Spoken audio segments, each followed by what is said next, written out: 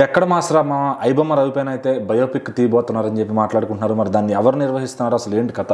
అయితే toast creative works అనే సంస్థ ఈ యొక్క సినిమాని తీయడానికి ముందుకు వచ్చింది.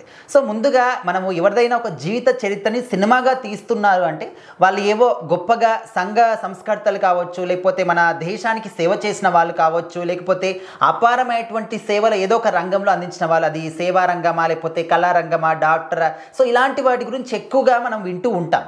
సో ఇక్కడ ఏంటంటే ఒక సినిమాలు పైరసీలు చేసి ఒక అక్రమంగా ఒక వెబ్సైట్ని క్రియేట్ చేసుకొని అందులో సినిమాలన్నింటినీ కూడా ఫ్రీగా వదిలేసినటువంటి ఒక వ్యక్తి గురించి సినిమా ఎందుకు తీస్తున్నారో, ఆయన లైఫ్ గురించి ఒక సినిమా తీయాల్సినటువంటి అవసరం ఏంటి, దానికి ఒక సంస్థ ఒప్పుకోవడం ఏంటి అని చెప్పేసి చాలా మంది కూడా షాక్ అవుతున్నారు.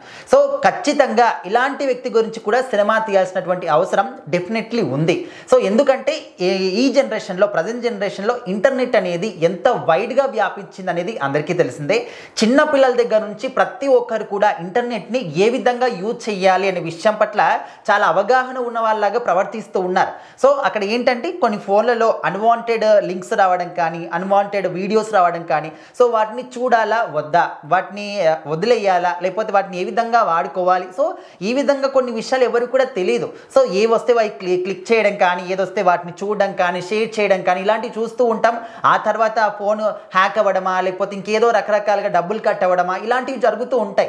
సో ఎందుకు జరుగుతున్నాయి, ఇలాంటివి ఎందుకు జరుగుతూ ఉన్నాయంటే మనకు ఒక అవగాహన ఉండాలి. ఒక పరికరాన్ని మనం వాడుతున్నప్పుడు దానివల్ల యూజ్ ఏంటి, దానివల్ల మనము ఏ విధంగా ఎట్లా యూజ్ చేసుకుంటే ఎట్లా ఉంటుంది అని చెప్పేసి అన్నీ కూడా తెలిసి ఉంటే సో కరెక్ట్ వేలో యూజ్ చేస్తాం. కానీ ఎలాంటి నాలెడ్జ్ లేకుండా ఓకే ఉంది కదా, ఏదొస్తే అది నొక్కుదాం, ఏదొస్తే అది షేర్ చేద్దామంటే ఖచ్చితంగా ఇలాంటివి జరుగుతూ ఉంటాయి. సో మెయిన్ ఇప్పుడు ఇది కూడా అదే, మన ఐబొమ్మ రవి గారికి సంబంధించినటువంటి లైఫ్ స్టైల్ ఓన్లీ సినిమాలు పైరసీలు చేయడము, అందులో అప్లోడ్ చేయడము, జనాలకి ఇది కాదు. సో ఆయన లైఫ్ స్టైల్ ఏంటి, అసలు పుట్టినప్పటి నుంచి ఎలాంటి వాతావరణంలో పెరిగాడు, ఎందుకు ఈ విధంగా తయారయ్యాడు, ఎందుకు ఈ ఫీల్డ్లోకి రావాల్సి వచ్చింది, ఎవరి వల్ల వచ్చారు, ఎవరు ఈ విధంగా తన్ని ఎంకరేజ్ చేశారు అని చెప్పేసి ఇట్లా రకరకాల అన్ని కోణాల్లో కూడా ఈ సినిమాని తీయబోతున్నారు. అండ్ తన టీం అంతా కూడా ఇప్పుడు మనకు తెలిసింది ఏంటి, ఓన్లీ ఐబొమ్మ అంటే రవి రవి రవి రవి సో రవి మాత్రమే తెలుసు. బట్ ఇంత పెద్ద వెబ్సైట్ని ఒక సినిమాలు పరిశీలన చేసి అందులో అప్లోడ్ చేయడం అనేది చిన్న విషయం కాదు. ఒక్కడే చేయగలుగుతాడా ఇంత అంటే కాదు, ఖచ్చితంగా తనకు టీం ఉంటుంది. సో మరి రవి గారి టీంకి సంబంధించినటువంటి ఇంకా చీకటి విషయాలు ఏంటి అని ప్రతి ఒక్క విషయాన్ని కూడా ఈ సినిమాలో చూపిస్తారు. అండ్ దాంతో పాటు ఈయన ఓన్లీ ఇప్పుడు మంచిగా డబ్బులు సంపాదించాడు, సినిమాలు పరిశీలన చేశాడని కాకుండా తన లైఫ్లో ఎలాంటి ఒడిదుడుకులు ఎదుర్కొన్నాడు, ఎలాంటి అవమానాలు ఎదుర్కొన్నాడు, ఎలాంటి జ్యుడిషియల్ అంటే ప్రాబ్లమ్స్ని ఏ విధంగా ఫేస్ చేశాడు, ఇప్పటి వరకు ఎట్లా సర్వైవ్ అయ్యాడు అని చెప్పేసి ప్రతి ఒక్క విషయం కూడా ఇందులో చూపించబోతున్నారు.